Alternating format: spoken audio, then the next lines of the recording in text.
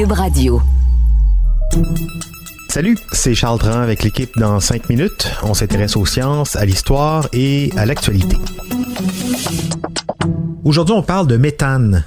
Lorsqu'on parle de réchauffement climatique, on mentionne surtout le CO2, mais d'autres gaz sont en cause, dont, non le moindre, le méthane. Le CH4, c'est son petit nom, constitue 20% des émissions de gaz à effet de serre et serait de 25 à 32 fois plus puissant que le CO2 pour scraper notre atmosphère.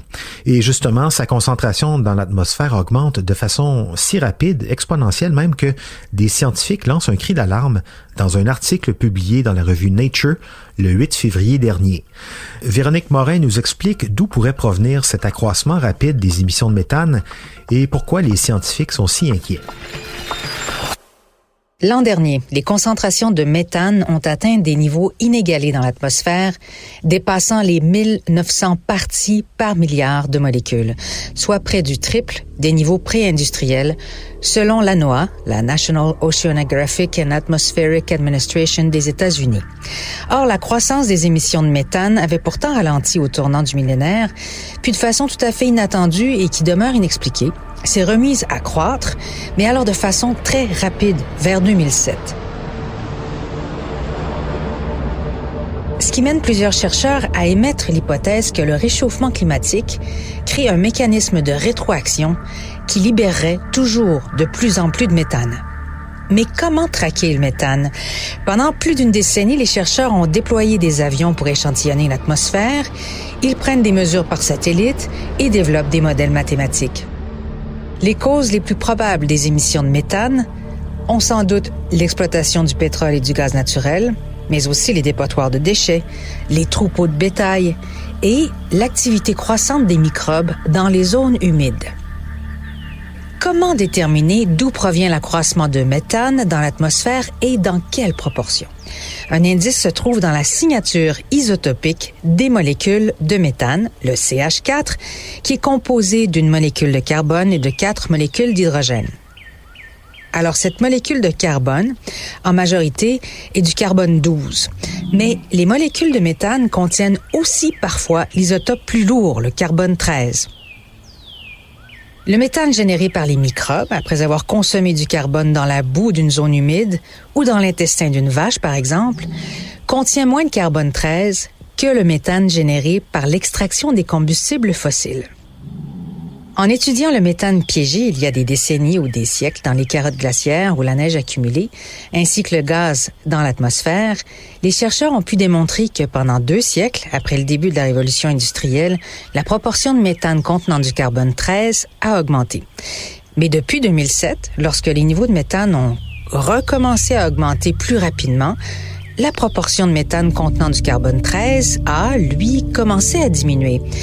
Ce qui suggère qu'une grande partie de l'augmentation au cours des 15 dernières années pourrait être due à des sources microbiennes plutôt qu'à l'extraction de combustibles fossiles.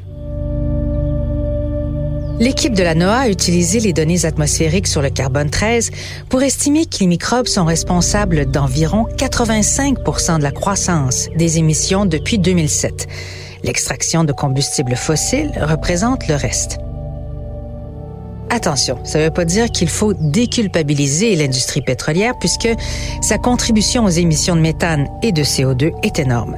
Mais il s'agit ici d'identifier la source de l'accroissement plus rapide des émissions de méthane.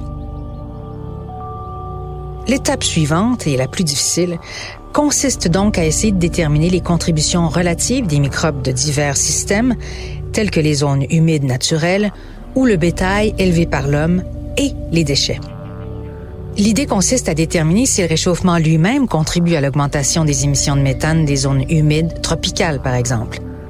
La NOAA utilise des modèles atmosphériques pour retracer le méthane jusqu'à sa source. Sur la base de leur dernière analyse, les chercheurs estiment que les sources anthropiques telles que le bétail, les déchets agricoles, les déchets de façon générale et l'extraction de combustibles fossiles représentent environ 62% des émissions totales de méthane depuis 2007 jusqu'à 2016. Le reste serait-il donc possiblement engendré par le réchauffement climatique lui-même? C'est une question extrêmement importante qui demeure sans réponse définitive, mais pour l'instant, tout pointe dans cette direction.